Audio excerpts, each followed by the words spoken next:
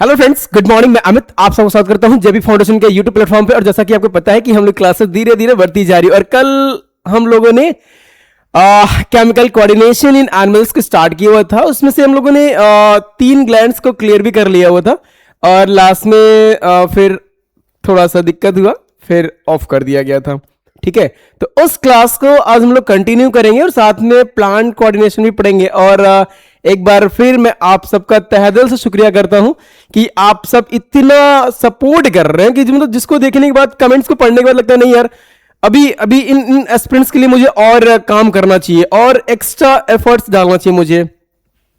ठीक है, तो मैं उसी जोश उसी दमखम के साथ मैं आज फिर आप सबके लिए एक जो टॉपिक है जहां से क्वेश्चंस बन सकते हैं, मैं उन सारे क्वेश्चंस को बनाने की कोशिश करूंगा कि यार नहीं आपको दिक्कत ना हो। अगर दिक्कत होगी तो भाई मेरे पढ़ाने कोई मतलब नहीं आएगा यहां पर। तो चलते हैं फिर कल की क्लास को देखते हुए आज को भी पहले स्टार्ट करते हैं। ठीक है, तो देखिए आपको जैसे कि यहां पर लगा हुआ पहले से ही है, आपको समझ में आ गया है कि यार नहीं ये क्या चीज है। आपको कल हम लोगों ने एंडोक्राइन ग्लैंड्स पढ़ रहे थे। ठीक है, जब एंडोक्राइन ग्लैंड्स पढ़ रहे थे उसमें से हम लोगों ने पिट्यूटरी ग्लैंड्स को पढ़ लिया होता। ठीक है, उसके लोकेशंस देख लिए थे, मेन हार्मोन्स देख लिए थे, फंक्शन देख लिए थे, डिसऑर्डर्स देख लिए थे। उसी के रिस्पेक्ट में हम लोग एक नेक्स्ट एंडोक्राइन ग्लैंड्स के बारे में स्टडी करने वाले हैं। जैसे कि पहला हमारे पास पैनक्रियाज लिखा हुआ है यहां पर, और इस पैनक्रियाज आपको पता है कि हमारे पास काफी इंपॉर्टेंट रोल प्ले करता है। किसके लिए भाई?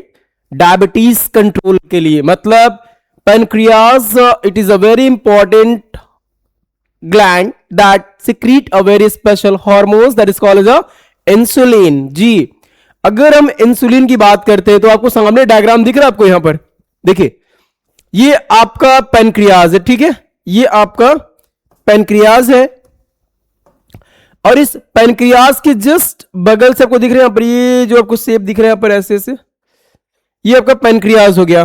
पैनक्रियाज के जो बीटा सेल्स होती है ना, ये दिख रहा है आपको बीटा सेल्स, ये इसका टीएस कट किया गया है। ठीक है, आपको जो दिखाया जा रहा है ना, ये टीएस कट कर दिखाया गया है और इसको हम लोग क्या बोलते हैं? पैनक्रियाटिक आइसोलेट्स बोलते हैं। जो अंदर को दिख रहा है ना नेटवर्क स्ट्रक्चर्स, ये क्या कहलाता है? पैनक्रियाटिक आइसोलेट्स कहलाती हैं। अब ये सब पैनक्रियाटिक आइसोलेट्स में क्या होता है? हमारे पास इंसुलिन हार्मोन्स को सिक्रीट करती हैं। और आपको पता है कि इंसुलिन हार्मोन्स क्या करता है? हमारे ब्लड में जो शुगर लेवल है उसको मेंटेन करता है, उसको कंट्रोल करता है। अगर हम और चीजों को देखें कि अगर मान लेते हैं कि यार इंसुलिन का सिक्रेशन कम हो जाए तो क्या होगा? कम हुआ दैट मींस हमें कॉज करेगा क्या? Hormonal disease that is called as a diabetes insipidus, diabetes mellitus. ठीक है, तो आप यहां पर देख सकते हैं कि सबसे पहले कि ये प्रेजेंस कहां पर होता है, इसकी जो लोकेशन होती है वो एब्डोमिनल कैविटी के आसपास होती है, नियर द स्टमक। दिख रहा है आपको यहां पर, नियर द स्टमक। और जो मेन हार्मोन्स है भाई, इसके जो मेन हार्मोन्स कौन से हैं? इंसुलिन और ग्लूकेगॉन है। ठीक है, यहां पर देखिए इंसुलिन और ग्लूकेगॉन। इंसुलिन आपको दिख गया सामने, ग्लूकेगॉन भी दिख गया। फंक्शन देखिए, जो इंसुलिन का फंक्शन है, lowers blood sugars, glucose uptake by the cells, glucagon raise the blood. ठीक है, अगर हम देखें जो इंसुलिन है उसका मेन काम क्या होता है कि ब्लड में जितना ग्लूकोज का लेवल है उसको मेंटेन करके रखना होता है। ठीक है, मेंटेन करने का मतलब क्या है? जैसे उतना मेंटेन करेगा प्रॉब्लम नहीं आएगी, आपको डायबिटीज नहीं होगा। और आज के पता है कि इस टाइम में जो कह सकते हैं कि हेल्दी नहीं होते हैं पर्सन, उनमें आपको देखने को मिलता है क्या? They are suffering from the diabetes patient, diabetes. ठीक है, अब देखिए एक चीज और देख लीजिएगा, ये जो आपको ग्लूकेगॉन दिख रहा है ना पर, ये वाला दिस वन, ये क्या करता है? ये रेजेस द ब्लड्स, ये ब्लड के कहते की क्वांटिटी को बढ़ाने में भी हेल्प करता है। क्लियर है? कोई दिक्कत? चला जाए, चलिए नेक्स्ट वन देखिएगा, गोनैड्स। काफी इंपॉर्टेंट, आपको एक सामने छोटा सा ये पेज दिख रहा होगा, इस पेज को आप देख सकते हैं और कह सकते हैं कि यार नहीं कुछ तो इसमें रखा होगा, इंपॉर्टेंट रखा होगा बंदे ने। तो देखो इंपॉर्टेंट रखने का मतलब मेरा ये है कि जहां से भी क्वेश्चंस बन सकता है, मतलब बोर्ड आपके लिए कितना भी प्रिपेयर कर ले कि नहीं बच्चे को इस सब्जेक्ट्स में मार्क्स थोड़े कम देने चाहिए, बट मैं पूरी कोशिश करूंगा कि आपके मार्क्स कम ना हो। ठीक है, देखिए पहला गोनाइड्स है। गोनाइड्स का मतलब क्या है? Reproductive hormones. मैं यहां पर आपको लिख देता हूं, रिप्रोडक्टिव हार्मोन्स, रिप्रोडक्टिव हार्मोन। ठीक है, रिप्रोडक्टिव हार्मोन। आपको पता है कि जो मेल और फीमेल होते हैं, मेल एंड फीमेल, देखिए भाई ये जो मेल क्वांटिटी हमेशा फीमेल में भी घुस जाता है ठीक है, कहीं ना कहीं आपको देखने को मिल जाता है बंदा ये। तो ये जो फीमेल और मेल है, इनमें क्या होता है, कुछ स्पेशल हार्मोन्स होते हैं। जैसे अगर हम बात करें मेल में, तो एक जो स्पेशल हार्मोन्स होता है वो आपका क्या होता है? टेस्टोस्टेरॉन। क्या होता है? टेस्टोस्टेरॉन। और फीमेल में क्या होता है? एस्ट्रोजन और प्रोजेस्टेरॉन। ठीक है, ये जो बंदे हैं, दोनों तीन यहां पर कह सकते हैं एक्चुअली, तो आपको देखने को मिल जाएगा। देखिए यहां पर मैंने लिख रखा है पहले से, मेल में टेस्टोस्टेरॉन, फीमेल्स में एस्ट्रोजन। ठीक है, ये होते कहां पर है? तो इनकी जो लोकेशन होती है एक्चुअली की, वो जो रिप्रोडक्टिव ऑर्गन्स होती है ना, वहां पे होते हैं। अब एक क्वेश्चन मन में और आता है यार, ये करते क्या है? तो इनका काम होता है सेकेंडरी सेक्सुअल कैरेक्टर्स को एनहांस करना। मतलब during the teenager age, the male as well as the female reproductive hormones are perform to change its body shape. ठीक है, आप ये कह सकते हैं यहां पर कि भाई इनका मेन क्या है? Develops secondary sexual characters, regulate reproductions.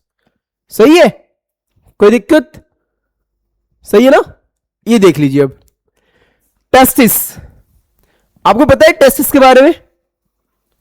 जब आपको क्लास पढ़ाया जाएगा, मतलब जब रिप्रोडक्शन पढ़ाया जाएगा, तो मैं काफी डिटेल से बता दूंगा आपको, लेकिन अभी इतना जान लिया कि testis is the main organ for the male and ovaries is the main organ for the female. Testis का मतलब क्या है? देखिए, located in the scrotum region. कहां पर होता है? स्क्रोटम रीजन में प्रेजेंस होता है। एंडोक्राइन फंक्शन देखिए, the testis specially the Leydig cells within them produce and release the testosterone. अब आपको ये लिडिक सेल्स के बारे में पता है नहीं, ठीक है, लिडिक सेल्स के बारे में पता नहीं है, बट जब हम लोग पढ़ेंगे ना रिप्रोडक्शन, वहां ए टू जेड मैं आपको बताऊंगा लिडिक सेल्स क्या होती है, सर्टोली सेल्स क्या होती है, वो सारे क्वेश्चन मैं आपको वहां पर बता दूंगा। लेकिन अभी आप इतना याद रखिए कि जो टेस्टिस के अंदर लिडिक सेल्स होती है ना, वो लिडिक सेल्स क्या करती है? टेस्टोस्टेरोन के फॉर्मेशन में हेल्प करती है, रिलीज करने में हेल्प करती है। ठीक है, अब देखिए हॉर्मोन्स, टेस्टोस्टेरोन, एनेबिन, एक्टिविन। ठीक है, एनेबिन, एक्टिविन। देखिए टेस्टोस्टेरोन क्या करता है? It is a vital for developing and maintaining the male secondary sexual characters. भाई एकदम इंपॉर्टेंट लाइन है, एकदम इंपॉर्टेंट लाइन है आपका। ठीक है, such as muscles mass, bone density and facial body hairs also regulate the libido and play the role in the sperm productions. ठीक है, ये जो भैया है वो किस फॉर्म में है? स्पर्म का जो प्रोडक्शन होता है ना, वो इन्हीं के थ्रू होता है। अगर ये ना हो तो स्पर्म का प्रोडक्शन ना हो पाएगा। अभी यहां पर एक वर्ड लिखा गया था, कहां गया? एनेबिन, एनेबिन, एनेबिन, testosterone and male male male male. हाँ यहां पर, सॉरी ये रहा। इसके बारे में अभी तक आपको नहीं बताया जाता है। ठीक है, इसके बारे में नहीं बताया जाता, लेकिन आज यहां पर समझ लीजिए क्योंकि क्वेश्चन देखने को मिल रहे हैं इसलिए। देखिए, these are involved in regulating the FSH follicle stimulating hormones production in the pituitary gland, thus influencing the sperm productions। ठीक है, मैंने जब कल आपको पढ़ाया था ना पिट्यूटरी ग्लैंड्स, उसमें FSH और LH दोनों बताया हुआ था। लेकिन वो चीज मैंने यहां पर नहीं बताया था कि यार इसका यहां पर काम आता है, क्योंकि मुझे पता था कि अगली क्लास में इसको बताना है, इसीलिए मैंने वहां पर नहीं बताया था, सिर्फ फुल फॉर्म बताया था। ठीक है, देखिए तो जो इनबिन एंड एक्टिविन है वो these are the involve regulating FSH production in pituitary gland, thus influencing the sperm productions. देखिए मैंने हल्का सा टीएस कट रखा हुआ है, हल्का सा ये आपके टेस्टिस का टीएस है। ठीक है, टेस्टिस का टीएस है, इसीलिए यहां पर इतनी सारे फीचर्स आपको देखने को मिल रहे हैं। नेक्स्ट देखिए, लोकेशन ओवरी की बात करते हैं, मतलब फीमेल की बात करते हैं हम लोग। इन द पेल्विस रीजन में कहां प्रेजेंस होता है भैया? तो पेल्विस रीजन में होता है, याद रखिएगा। अब इनके जो एंडोक्राइन फीचर्स होते हैं कौन कौन से? Estrogen secreted by the follicle in ovary containing the egg cells. Clear है, याद रखिएगा बस। ये देखिए, progesterone by the corpus luteum, ये एस्ट्रोजन है, ये प्रोजेस्टेरॉन है। तो जो प्रोजेस्टेरॉन है वो किसे होता है? कॉर्पस ल्यूटियम से होता है। एस्ट्रोजन जो होता है वो फॉलिकल से होता है, फॉलिकल से होता है, याद रखिएगा। एस्ट्रोजन आपका फॉलिकल से, और जो आपके पास प्रोजेस्टेरॉन है वो कॉर्पस ल्यूटियम से होता है। अब देखिए hormones, estrogen, progesterone, androgen, relaxin and inhibin, इतने सारे हार्मोन्स होते हैं फीमेल्स के अंदर। ठीक है, इतने सारे हार्मोन्स, लेकिन मोस्ट ऑफ द स्टूडेंट्स को पता नहीं होता। ठीक है, उनको बस इतना पता है प्रोजेस्टेरॉन होता है, एस्ट्रोजन होते हैं, दैट्स इट। बट नहीं डियर, ऐसा नहीं होता, सिर्फ उनके अंदर वही होती है। एंड्रोजन भी होता है, रिलैक्सिन भी होता है, और इनहिबिन भी होते हैं। क्लियर है, बढ़ा जाए आगे। देखिए, oestrogen responsible for the development of the female secondary sexual characteristics, regulation of the menstrual cycles and maintenance the uterine lining. Clear? जो यूटेराइन लाइनिंग होती है ना मेंस्ट्रुअल साइकिल्स की, उसको भी क्या करते हैं? मेंटेन करते हैं। कौन हमारे पास भैया? तो ये एस्ट्रोजन करता है। दूसरा देखिए, estrogen is important for maintaining bone density in women. जो वुमेन का जो बोन डेंसिटी होता है ना वुमेन्स की, उसको भी वो मेंटेन करने काम करता है। प्रोजेस्टेरॉन देख लीजिए अब, prepare uterus for the pregnancy by thickening of the uterine lining and also play a role in maintaining the pregnancy. Clear होगी ना? अब तो किसी स्टूडेंट्स को डाउट नहीं होना चाहिए। मैंने इसीलिए हर एक पॉइंट्स को बखूबी बताया यहां पर कि आपको कोई दिक्कत नहीं होनी चाहिए। ठीक है, चलिए इंपॉर्टेंस डिसऑर्डर्स देख लीजिएगा। Chemical coordination ensure homeostasis, internal balance. ये जो हार्मोन्स का इंपॉर्टेंस होता है ना, वो काफी इंटरनल चीजों पे ही डिपेंड करती है। अगर इंटरनल चीजों को बैलेंस कर लेता है तो ज्यादा अच्छा होता है वो। और and adaptation to the environment, और इनका काम क्या होता है? एनवायरमेंट के थ्रू एडॉप्ट भी करना होता है। हार्मोन्स ठीक ठाक है, काम कर रहा है, देन आप इन्वायरमेंट में भी आप अच्छे से अडेप्ट कर लेते हैं, अदरवाइज दिक्कत होती है। हाइपोथायरॉयडिज्म, अगर थायरोक्सिन का लेवल कम हो जाए, लो ऑफ थायरोक्सिन, देन क्या होगा? Weight gain, lethargy. ठीक है, डायबिटीज मेलिटस, इंसुलिन डेफिशिएंसी होती है, हाई ब्लड शुगर, अभी मैंने बताया आपको। Addison's disease, low cortisol, fatigue, low blood pressure. ठीक है, क्लियर है? चलिए आज हम लोगों ने प्लांट्स को स्टार्ट करना है, एनिमल्स क्लियर हो गया होगा। आई होप कि जो आपके मन में डाउट्स थे कि अरे यार ये क्लासेस में कैसे कैसे हो रहा है, तो भाई आप सबके लिए क्लासेस काफी बेजोड़ होती जा रही है। और मैं तो आपको बार बार शुक्रिया इसलिए बोलता हूं कि आप सब मुझे इतना सपोर्ट कर रहे हैं। ठीक है, और अपने दोस्तों को वीडियोस को ज्यादा से ज्यादा शेयर करिए ताकि उनको भी कोई दिक्कत ना मिले और बोर्ड एग्जाम्स में अच्छे मार्क्स मिले और नाम हो थोड़ा सा। ठीक है, देखिए प्लांट्स की बात करते हैं हम लोग। किसकी? प्लांट्स की।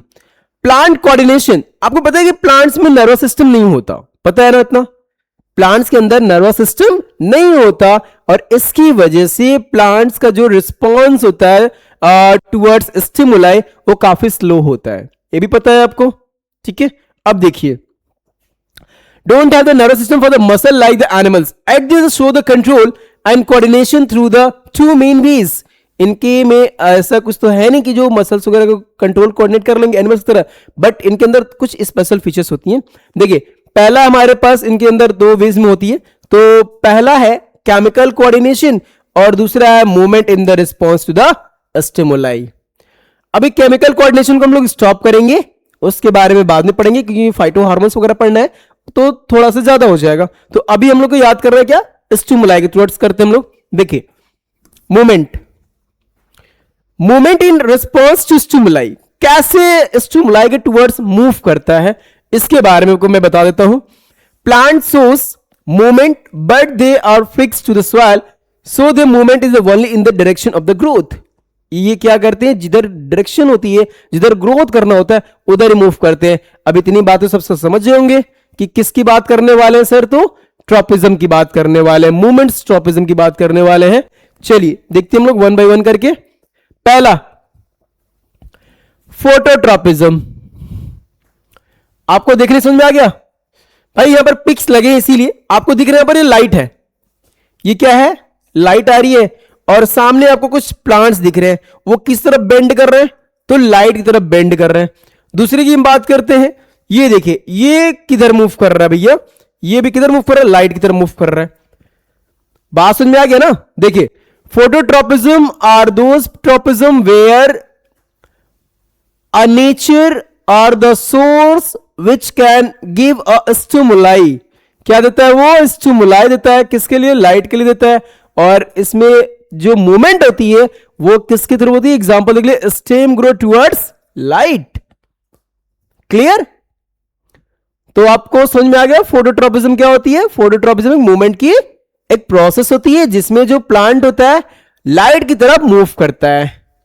क्लियर, कोई दिक्कत, सही है ना.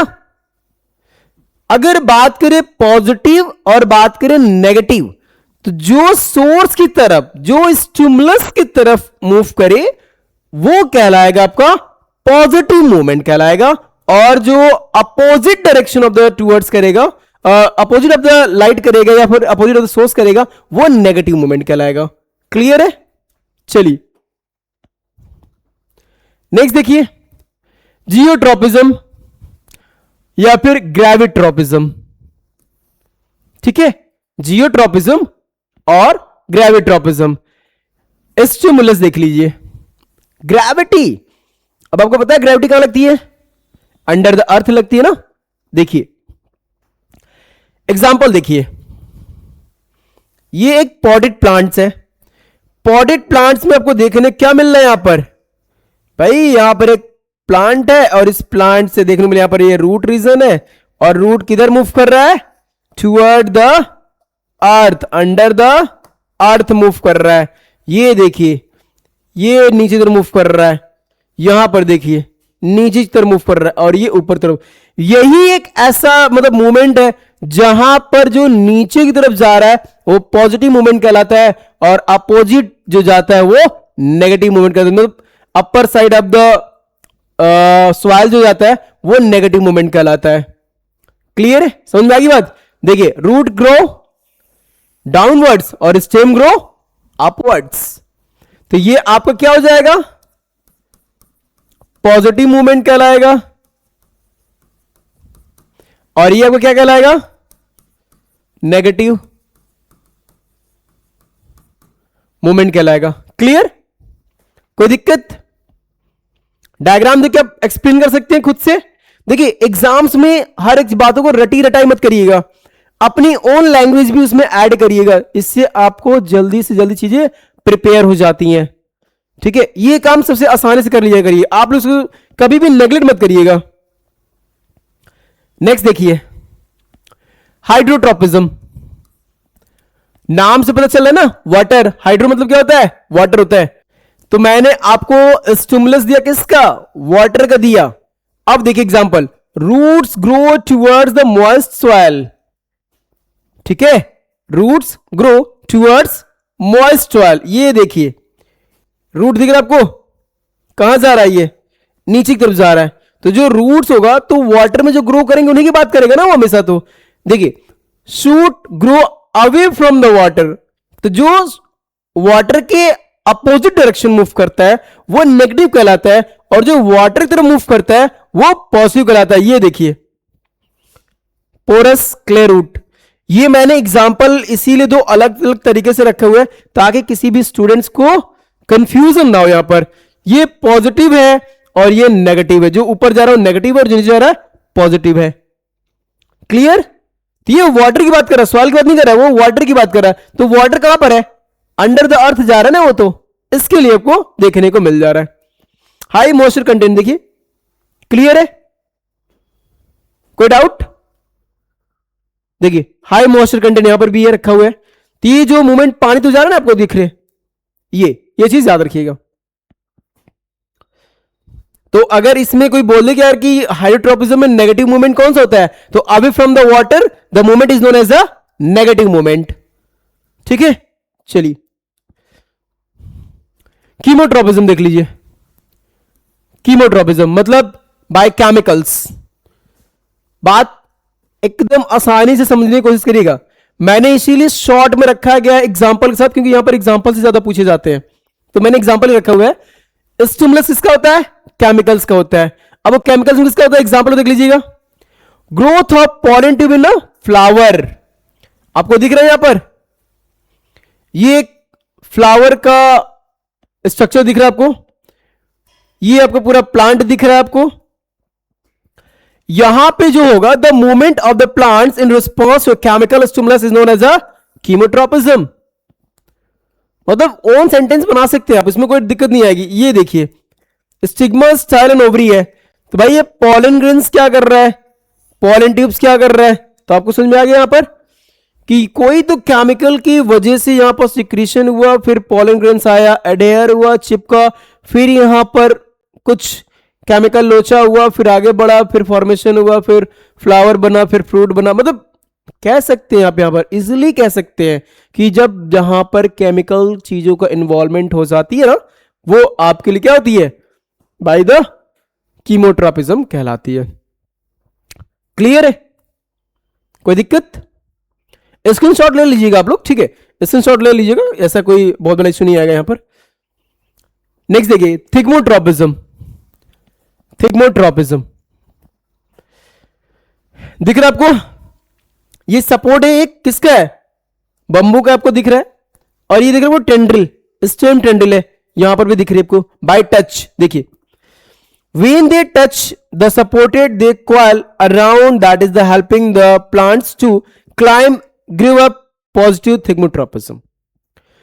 जहां पर कोई प्लांट्स किसी टच के हेल्प से अपने आप को ग्रो करा ले, अपवर्ड मूवमेंट करा ले, वो क्या कहलाएगा? थिग्मोट्रोपिज्म कहलाएगा। क्लियर है? कोई दिक्कत यहां पर? एक एग्जांपल ये भी लिखा गया है, touch me not plant mimosa pudica folds leaves when they touched.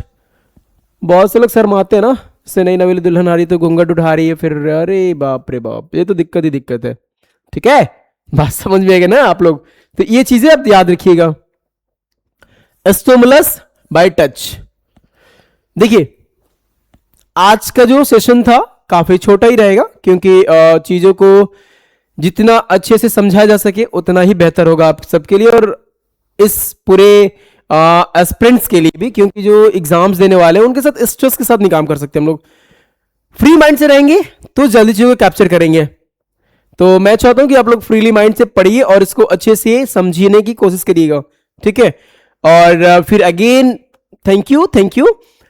आप चीजों को अपने दोस्तों में से शेयर करिएगा। अगर वीडियोस अच्छे लगे तो प्लीज सब्सक्राइब एंड लाइक जरूर करिएगा। And the next one and the last information for you, for to all of you, ये क्लासेस आपकी कोशिश ये की जा रही है अब कि बच्चों को प्रॉब्लम्स आने से पहले सॉल्यूशन दे दिया जाए। मतलब सिलेबस फिनिश होते ही आप सब के लिए एक धमाकेदार, कह सकते एकदम धमाकेदार PYQ का पूरा सॉल्यूशन और एमसीक्यू का पूरा सॉल्यूशन भी आपको प्रोवाइड किया जाएगा। ठीक है, तो आप इन सब चीजों का भी एकदम बेसब्री से इंतजार करिए, आपको जल्द ही मिलेगा। बस सिलेबस फिनिश होने वाली है, जब सिलेबस फिनिश हो जाएगी बस तुरंत आपके लिए वो भी काम शुरू हो जाएगा। ठीक है, तो तब तक के लिए राम राम जी।